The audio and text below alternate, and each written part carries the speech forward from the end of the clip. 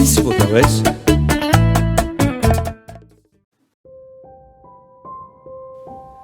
Dragi prieteni dansatori, Acest mesaj este pentru voi.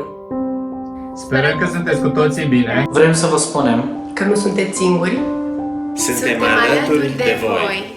Acum este momentul să fim uniți. Uniți, deși suntem la distanță. Împreună suntem mai puternici. Doar așa. Putem reveni la normalitate. Doar așa putem. Să ne întoarcem.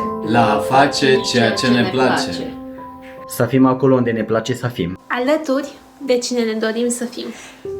Trăim vremuri în care trebuie să fim responsabili. Să stăm în casă și să respectăm sfaturile specialiștilor. Deși ne e greu tuturor, Trebuie să gândim pozitiv Și să avem răbdare Pentru a trece cu bine. peste această perioadă. dansul este pasiunea noastră. pasiune care ne unește. Indiferent de locul în care ne aflăm, Sau vârsta pe care o avem. Dansul ne face să zâmbim. Să visăm și să fim mai fericiți. Dansul este refugiul nostru personal. Și acea lume în care atunci când intrăm, Lăsăm toate problemele la marginea ringului. Vom trece peste această perioadă.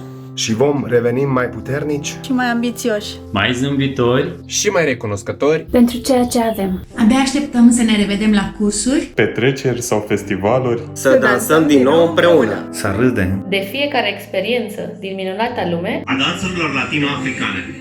Noi toți suntem alături de voi. Avem încredere că și voi sunteți cu noi. Haideți să fim responsabili. Noi stăm acasă. Tu